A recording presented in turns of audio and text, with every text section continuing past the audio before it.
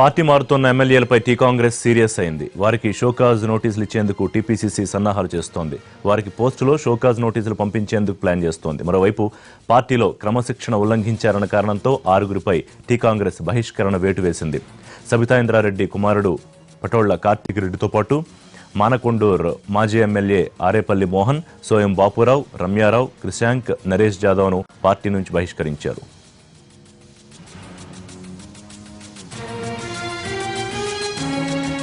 దీనికి సంబంధించి మరిన్ని వివరాలు మా ప్రతినిధి చారి అందిస్తారు.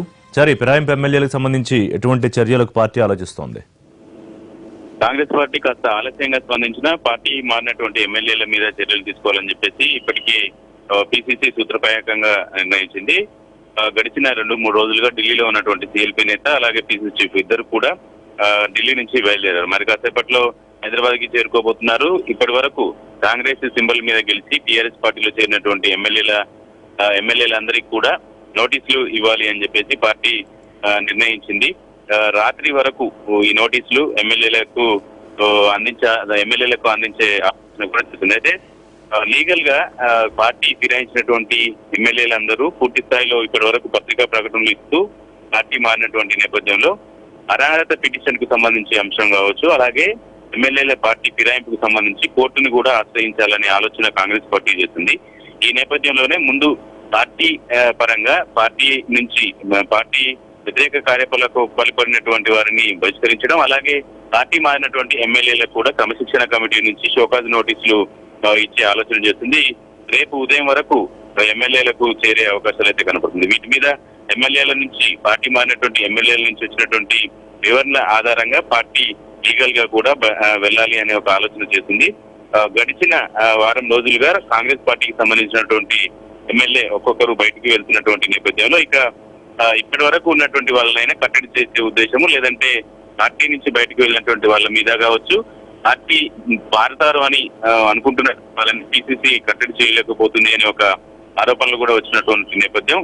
ఉదయం పార్టీ సీనియర్ నాయకుడు హనుమంతరావు కూడా ఇలాంటి అంశాన్ని లేవనెత్తినటువంటి నేపథ్యంలో పార్టీ క్రమశిక్షణ చర్యలు దిగాలి అని చెప్పేసి నిర్ణయించింది. ఈ మేరకే పార్టీ మారినటువంటి 8 మంది ఎమ్మెల్యేలు కూడా పార్టీ షోకాజ్ నోటీసులు ఇవ్వనుంది. 3 నుంచి 7 రోజుల వరకు పూర్తి స్థాయిలో ఎందుకు పార్టీ మారాల్సి వచ్చింది అనే అంశానికి సంబంధించి వివరణ కోసం గడువును కూడా విధించే అవకాశాలు అయితే కనపడుతున్నాయి. మరి కాసేపట్లో నోటీసులకు సంబంధించినటువంటి అధికారికంగా ప్రకటన కూడా చేసే అవకాశాలు ఉన్నాయి. సరే, అంటే ఇట్లాంటి షోకాజ్ నోటీసులు వీటి వల్ల అంటే ఏమైనా ఉపయోగం ఉంటుందా? పార్టీ మారాలి అన్న ఆలోచనలో ఉన్న వాళ్ళు వాటికి భయపడో లేకపోతే సమాధానం చెప్పాల్సి వస్తుందనో ఆగే పరిస్థితి ఏమన్నా ఉందా? అది కాకుండా వాళ్లతో బుజ్జగింపుల ప్రక్రియ లేకపోతే మరో రకంగానూ మాట్లాడే ఆలోచన ఉన్న పార్టీ చేస్తోందా?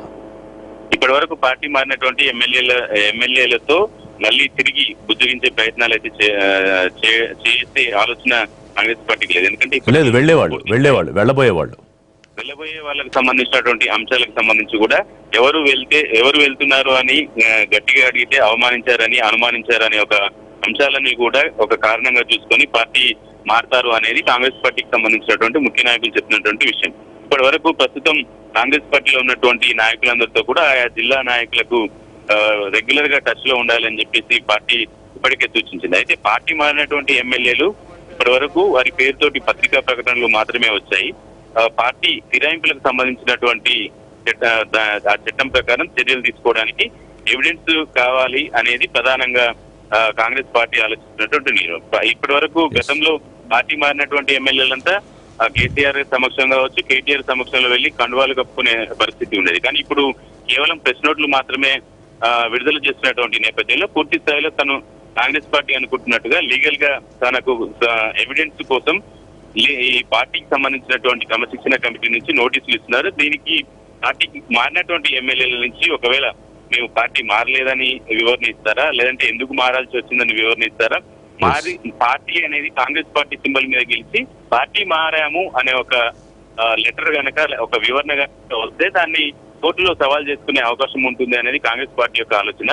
ప్రధానంగా అసెంబ్లీలో స్పీకర్ కి ఫిర్యాదు చేసినా అది చాలా కాలం పెండింగ్ విచారణ జరుగుతుంది, లేదంటే అధికార పార్టీకి అనుకూలమైనటువంటి నిర్ణయం తీసుకునే అవకాశం ఉందని చెప్పేసి కాంగ్రెస్ పార్టీ ఆలోచిస్తుంది. ఈ నేపథ్యంలోనే అటు స్పీకర్ కు ఫిర్యాదు చేయడం, అట్ ద సేమ్ టైం కోర్టును కూడా ఆశ్రయిస్తే నోటీసులు షోకాజ్ నోటీసులకు వచ్చినటువంటి వివరణ పత్రాలను కూడా కోర్టుకు సబ్మిట్ చేయాలి అనేది కాంగ్రెస్ పార్టీ యొక్క ఆలోచనగా తెలుస్తుంది. రైట్ చారి.